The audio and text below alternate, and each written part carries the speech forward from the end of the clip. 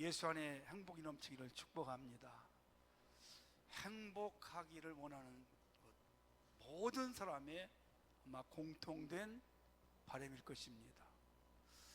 행복하다는 것은 여러 가지 다양한 일들이 있겠죠.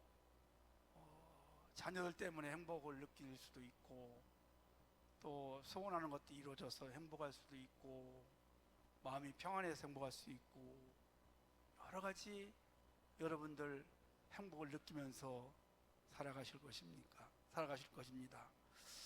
근데 저는 기도하다가 행복이 정말 무엇인가 성취도 해보았고 응답도 받아보았고 다 했는데 그것은 좀 잠깐이었습니다. 진짜 예수 안에서 행복한 것이 무엇일까? 하나님이 저에게 주시는 것이었습니다. 바로 내가 어떤 일을 하고 싶은 그 일을 할 때, 내가 하고 싶은 일을 할 때 그때 가장 행복하지 않을까. 그 일을 하기 위해서는 많이 힘들기도 합니다. 그러나 내가 하고 싶은 일, 내가 원하는 것을 할 때에 행복을 느낄 수 있습니다. 제가 아는 목사님이 미국의 하버드 대학을 구경을 갔답니다. 근데 얼마나 큰지 그냥 걸어서 다닐 수가 없고 차를 타고 다니는, 혼자 구경할 수가 없는, 한국에서 한 40대 초반에 남자분을 만났대요. 그래서 혹시 이 학교 교수님이냐고 물어봤더니, 아니 나는 교수가 아니라 학생입니다 그러더라는 겁니다. 그래서 아니 이 나이에, 늦은 나이에 왜 공부를 이제 하려고 했느냐 그랬더니 이분이 자기 소개를 하더라는 거예요. 자기는 서울에 있는 유명한 대기업을 다녔답니다. 연봉도 탑이고 또 전망도 좋고 열심히 일했는데 시간이 지날수록 무엇인가 좀 불안해지더라는 겁니다. 왜냐하면 자기가 진짜 하고 싶었던 일이 있었기 때문입니다. 그게 바로 공부였는데, 공부를 너무 하고 싶었는데 일찍 결혼해서 이러지도 저러지도 못하고 있다가 얼마 전에 결단하고 회사에 사표를 던지고 미국에 와서 지금 공부를 하고 있답니다. 내가 당장 굶어도 나는 공부를 하고 싶습니다. 그래서 장래는 생각하지 않고 미국에 와서 공부를 하게 되었답니다. 여러분, 굉장한 도전을 제가 그 소리를 듣고 받았습니다.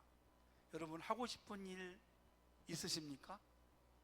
혹시 여러분이 하고 싶은 일을 지금 하고 있나요? 아니면 내가 이 일을 하면 안 되는데, 내가 이 일을 하고 싶은데 아직 못하고 계신 분이 계십니까? 그렇다면 후회하지 마시고 여러분이 하고 싶은 일을 한번 해볼 수 있기를 간절히 원합니다. 그 하고 싶은 일을 할 때 후회가 없고 그리고 또 보람도 느낄 수 있는 것을 아마 체험하실 겁니다. 저는 오늘 본문에서 느헤미야가 하나님이 주시는 일, 하나님의 일을 했을 때 그는 엄청난 성취를 이루었고 하나님 나라의 역사 무대에 크게 쓰임받는 인물이 되었습니다. 자, 느헤미야를 통해서 우리가 어떻게 살아야 될 것인가를 답을 얻을 수 있습니다. 이 느헤미야는 주전 444년 전 페르시아에 살던 유대인입니다. 그러니까 요즘 말로 이야기하면 교포 2세, 아니 포로 2세, 그렇게 이해하면 되겠습니다. 느헤미야라는 말의 뜻은 하나님의 위로다. 그렇습니다. 여러분, 이름 따라서 그 당시에 이스라엘 사람들이 위로받아야 할 상황에 있었습니다. 왜냐하면 이스라엘이 바벨론의 멸망을 당하고 지금 우리가 읽은 성경의 말씀처럼 예루살렘 성이 지금 다 황폐하고 성벽이 무너지고 많은 젊은이들이 포로로 끌려가서 지금 포로 생활하고 있습니다. 어떤 소망이 없어요.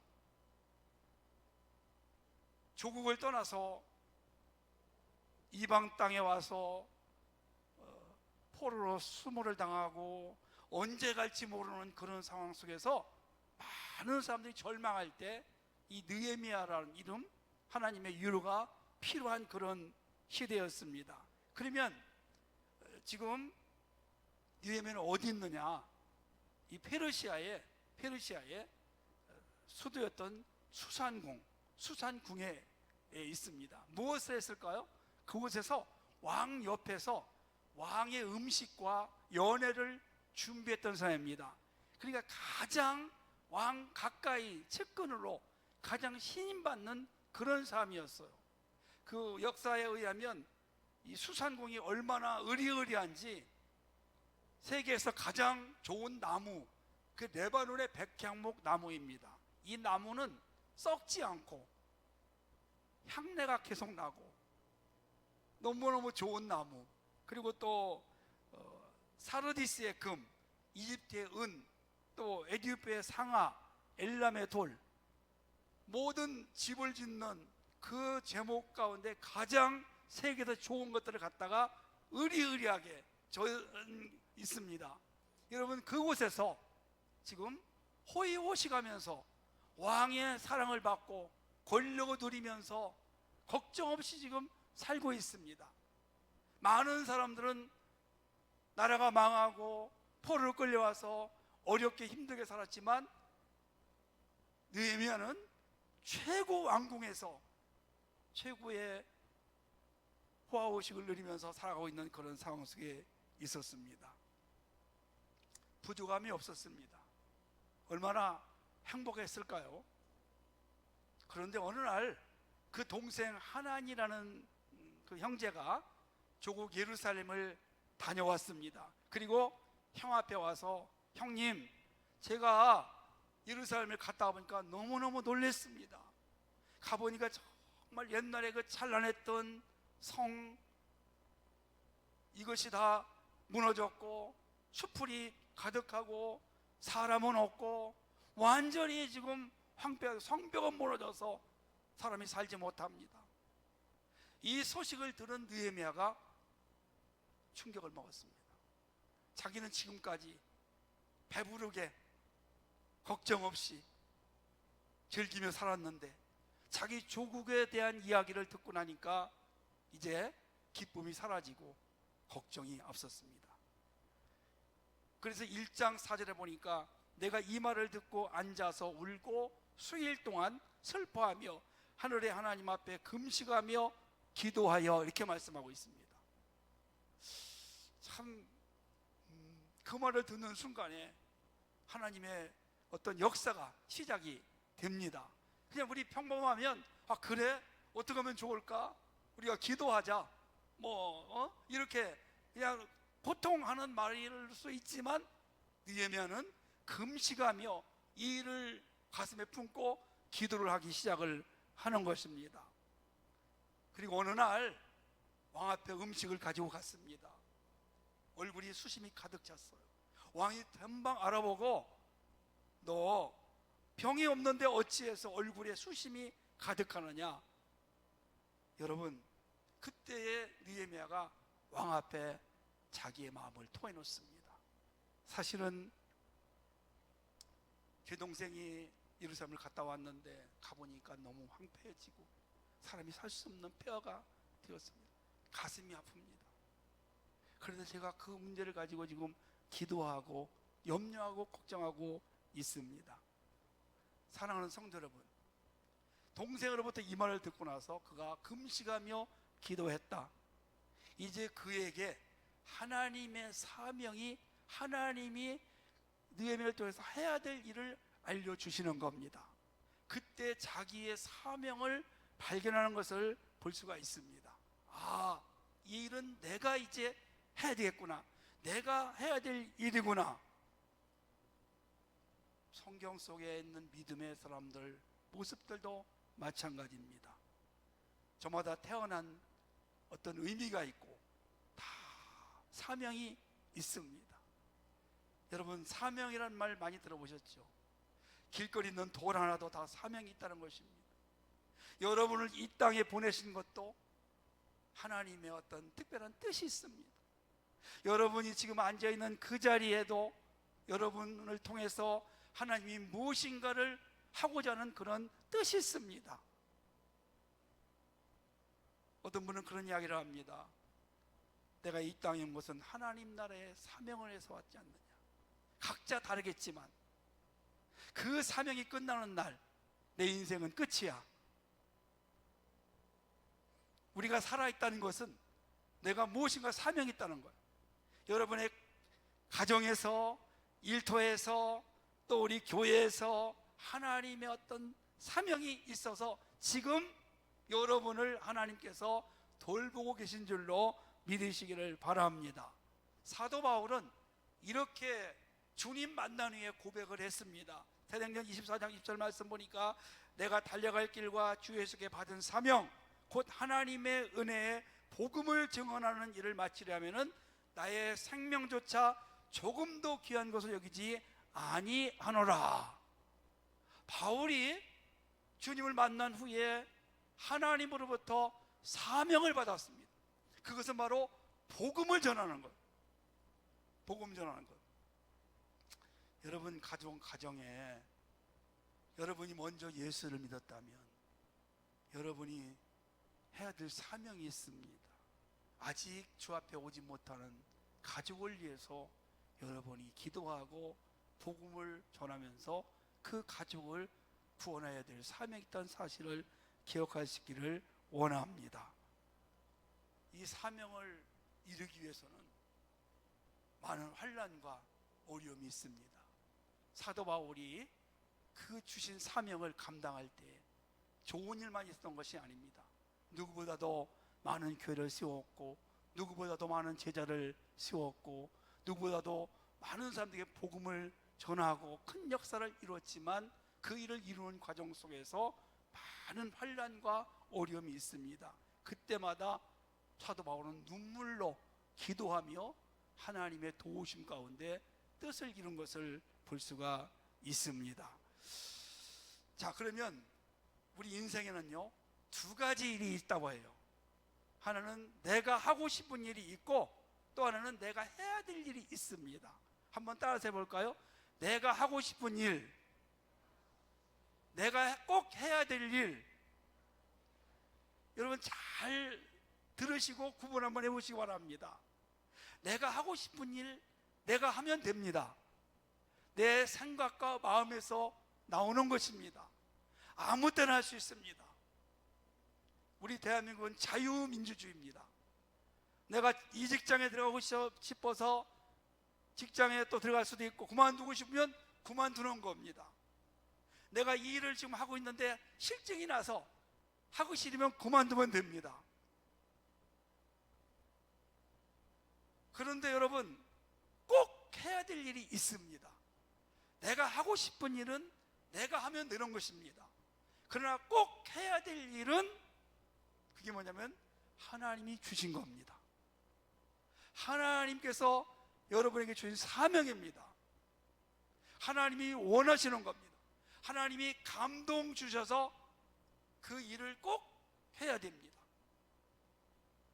내가 하고 싶은 일은 내가 실증나면 안 해도 됩니다. 그러나 하나님이 주시는 이 사명은 반드시 해야 합니다. 피할 수가 없습니다. 그것 때문에 여러분들을 지금 생명 주셨고 그것 때문에 여러분이 이 땅에 오신 줄로 믿으시길 바랍니다. 제가 교육전사를 할 때인데요, 제 제가 안양에 살았고 가까운 데 찾아서 독산동, 서울 독산동에 교회에 교육전사를 부임을 했습니다. 가보니까 그 목사님이 65세인가 68세인가 8세쯤 되셨어요. 아주 백발이 성성한 하시더라고요. 내 교회 사정을 알고 보니까 너무 놀랐어요. 이분이 우리나라에 이동희 목사님, 돌아가셨는데 이동희 목사님이신데 우리나라 법대 1호생입니다. 그리고 그리고 경찰서장을 하다가 이제 퇴직을 했어요. 60에 퇴직을 하고 했어요. 근데 이분이 자식이 없어요. 그래서 양자를 하나 삼았습니다. 양자를 삼아서 하나님 앞에 삼으면서 이 아들을 하나님께 드리겠습니다라고 소원을 했어요. 그 말은 앞으로 이 아들이 목사가 되겠다. 목사를 세우려고 이제 만들려고 했어요. 근데 이 아들이 목사 가는 길이 힘드니까 자꾸 피하고 도망가고 40이 넘도록 안 하는 거예요. 그러니까 이 목사님이 경찰서장을 퇴직하고 그때 신학을 한 거예요. 신학을 해서 신대원을 졸업하고 교회를 개척해요. 교인이 한 300명이 된 교회가 아주 건강한 교회가 좀. 왜 그렇게 늦게 신학을 해서 목회를 하게 됐냐? 내가 하나님 앞에 소원했는데, 아들들을 했는데 아들이 아니어서 제가 하는 겁니다. 대신하는 겁니다. 우리 신학교에 가보면 나이 드신 분들도 꽤 있어요. 젊을 때 하기 싫어서 도망 다니다가 늦게 기어이 붙잡혀 와서 신학을 기어이 하는 그런 분들이 종종 있습니다. 사랑하는 여러분, 하나님이 우리를 통해서 하시고자 하는 일은 반드시 언젠가는 해야 됩니다. 여러분은 지금 여러분의 사명을 알고 계십니까? 하나님은 나를 이 땅에 보내셔서 나를 통해서 무엇인가 하시려고 하는데, 내가 지금 여러분들이 혹시 아직도 그것을 거절하시고 아직도 그 뜻을 찾지 못하고 아니면 하다가 중간에 포기한 분이 계십니까? 아직 찾지 못하셨다면 오늘 느헤미야처럼 금식하며 하나님 앞에 기도해 보시기를 간절히 소망합니다. 반드시 하나님께서 여러분에게 응답의 역사가 임할 줄로 믿으시기를 바랍니다. 오늘 느헤미야는 지금까지는 자기가 마음대로 살았어요. 그런데 이 동생들로부터 조국 소식을 듣고 나서 금식하며 기도할 때 하나님께서 그 마음에 하나님이 해야 될 일을 느헤미야에게 감동을 시킨 겁니다. 그게 오늘 몇 절에 있냐면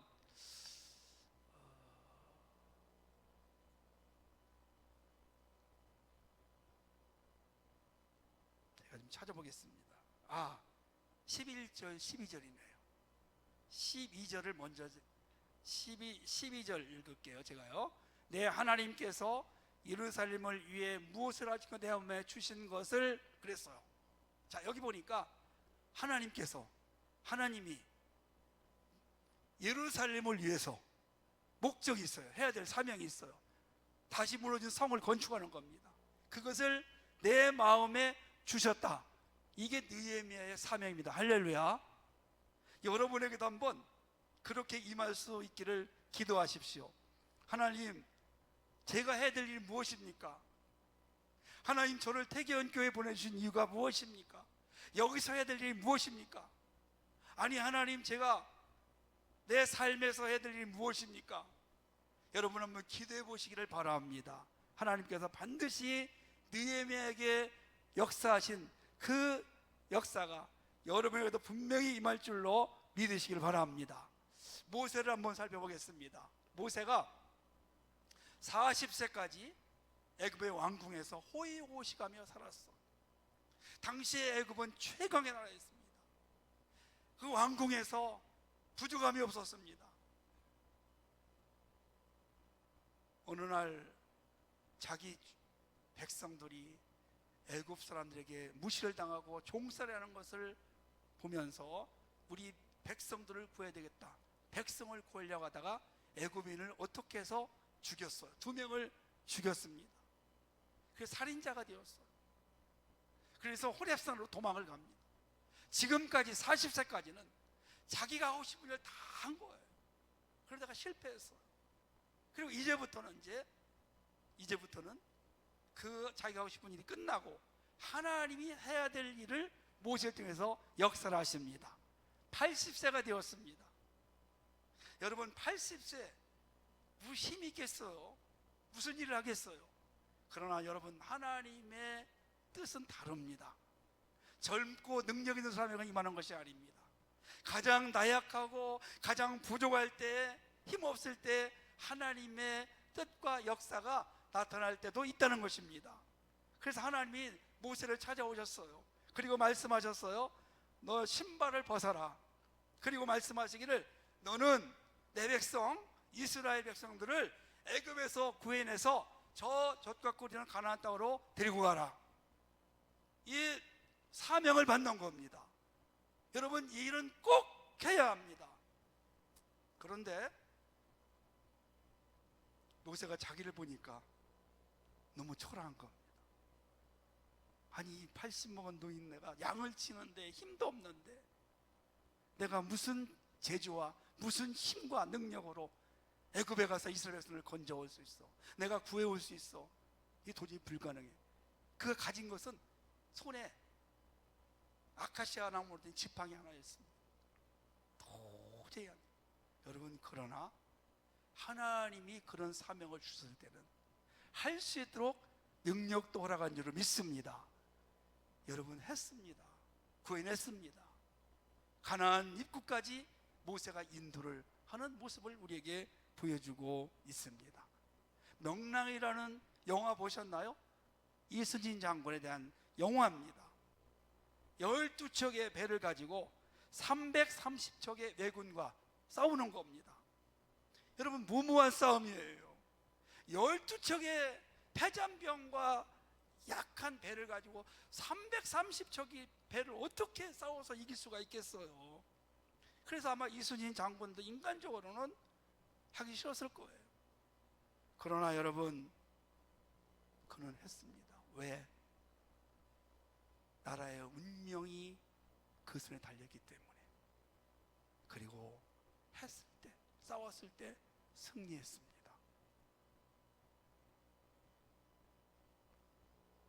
우리가 우리 자신을 보면, 우리 환경을 보면 하나님이 나를 통해서 하시고자 하는 일을 알면서도 못할 때가 많이 있습니다.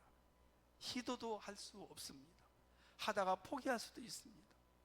그러나 사랑하는 성도 여러분, 하나님이 하시고자 하는 일은 반드시 저와 여러분을 통해서 이룬다는 사실을 기억할 수 있기를 주의 이름으로 축원합니다. 미국에 버포드라는 사람이 있었습니다. 이 사람은 아주 잘 나가는 사람이었어요. 방송국 사장이었습니다. 자기 하고 싶은 일 다 합니다. 권력도 있고 돈도 있고 마음껏 즐기면서 인생을 살아가요. 자기 하고 싶은 일 다 하면서 살아가는 겁니다.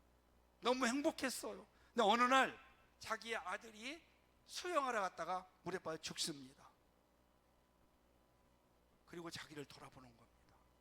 나는 지금까지 내가 다 하고 싶은 일 했는데, 내가 가진 힘과 능력과 권세도 있는데 우리 아들 하나를 못 살렸구나.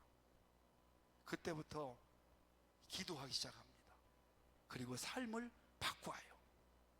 그때부터 하나님 앞에 기도하면서 하나님이 주시는 그 뜻과 사명을 가지고 나머지 인생을 살아갔다는 그런 이야기가 있습니다.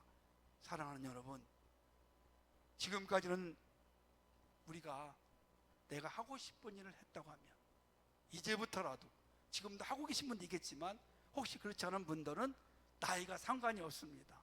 모세가 80에도 역사를 이루었습니다. 하나님이 나를 통해서 하시고자 하는 일이 무엇인가를 찾아서 하나님이 원하는 그 일을 꼭 할 수 있기를 주님의 이름으로 부탁을 드립니다. 두 번째는요, 하나님이 하시고자 하는 일을 시작하면 하나님이 도와주십니다. 저를 한번 따서 할까요? 하나님이 도와주신다. 아멘. 하나님이 도와주시면 못할 일 없습니다. 안 되는 일 없습니다.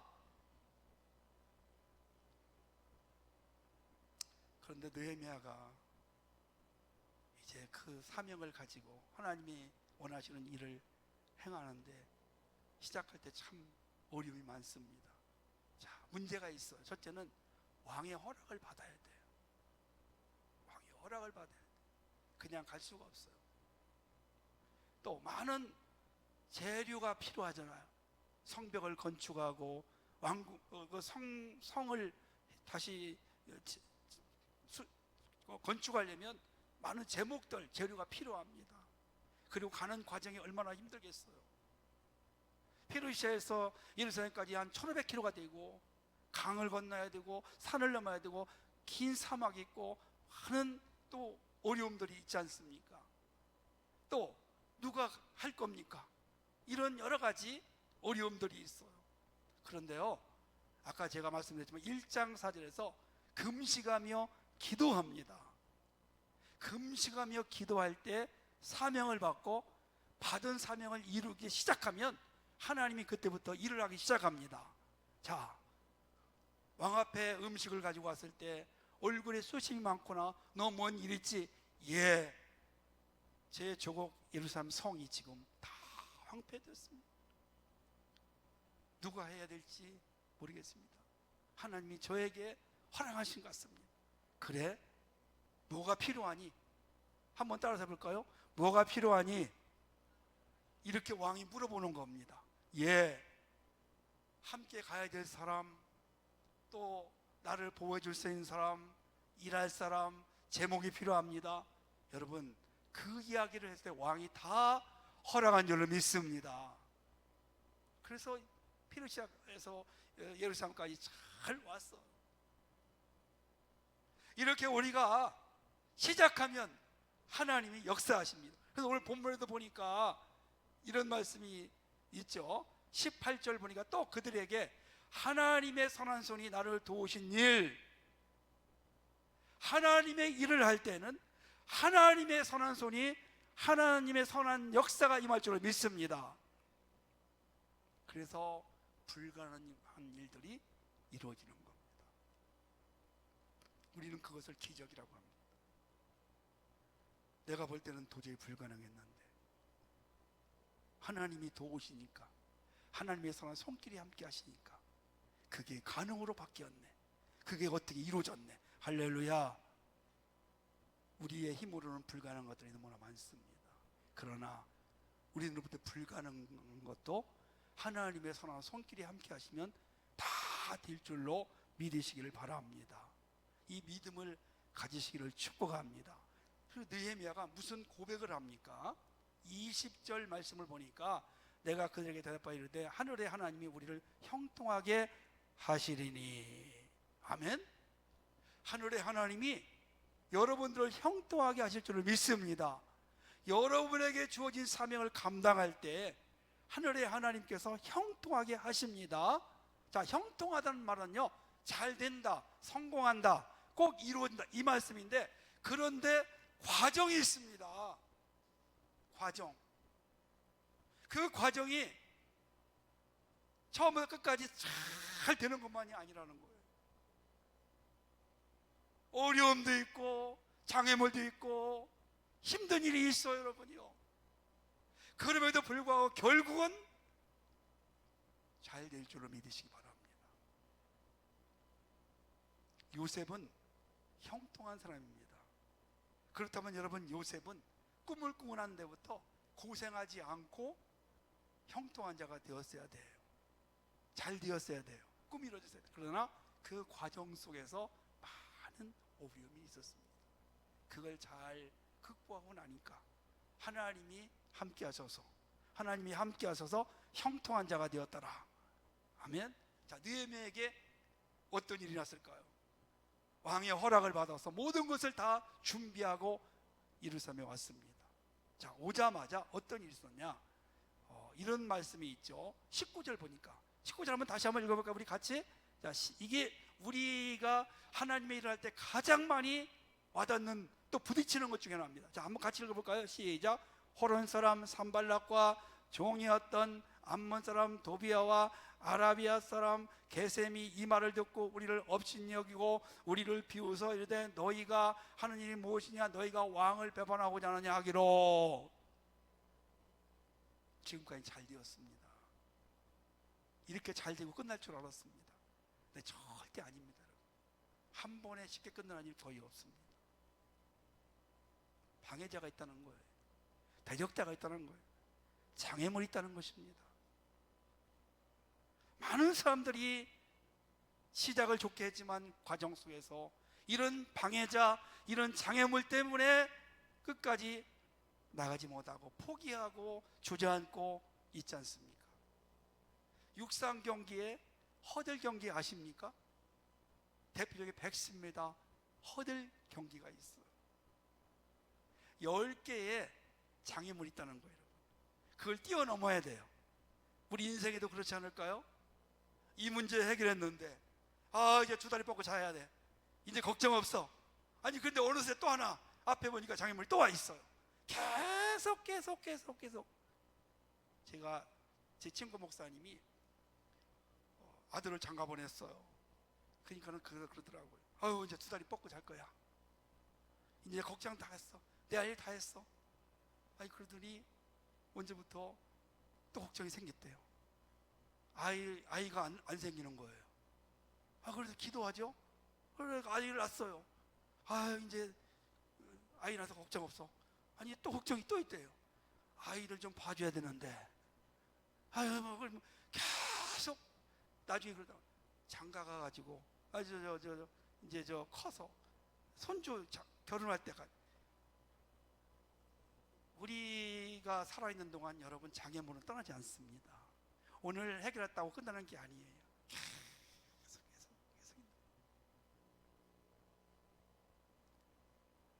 110m 허들 경기를 여러분 가만히 보십시오. 그 선수들이 탁 뛰어넘고 거기서 끝난 게 아니에요. 또 뛰어넘고 계속 결승전에 갈 때까지 뛰어넘어야 되는 겁니다. 한번 저를 따라서 할까요? 장애물은 피하는 것이 아니라 뛰어넘어야 한다. 아멘. 정답입니다. 여러분 앞에 수많은 장애물들 가로막는 거, 여러분의 사명을 못하게 유혹하고 가로막고 힘들고, 여러분 그거를요 뛰어넘어야 돼요.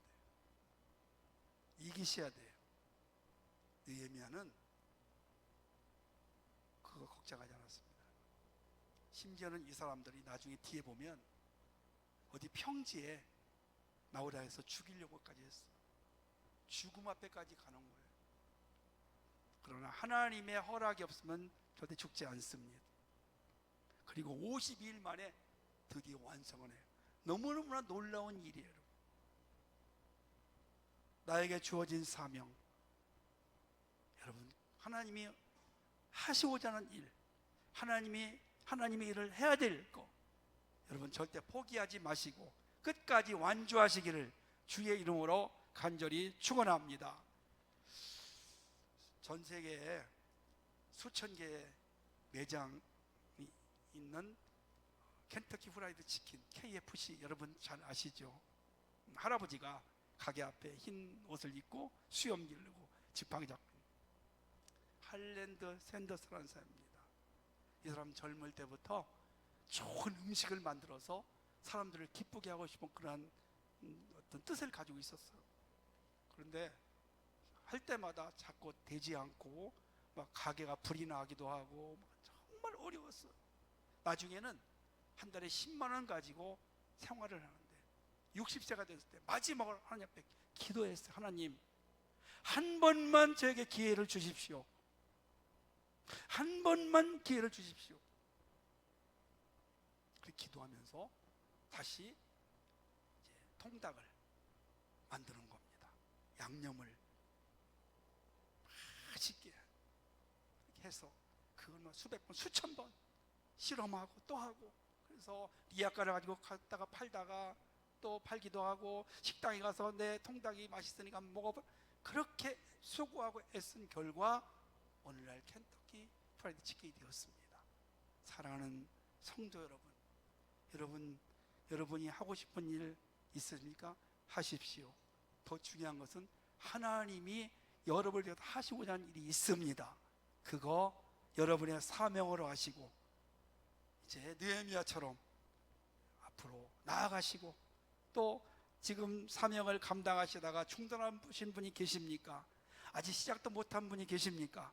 다시 일어서서 그 사명을 감당할 수 있기를 원합니다. 시작하면 하나님이 역사하시고 하나님의 선한 손길이 도울 줄로 믿으시기를 바랍니다. 저를 한번 마지막 따라서 할까요? 우리는 사명에 살고 사명에 죽자. 아멘. 여러분의 인생이 끝나는 그날까지 주님 주신 일, 주님 주신 사명을 감당하시다가 주 앞에 바울처럼 아름다운 모습으로 서시기를 주의 이름으로 축원합니다.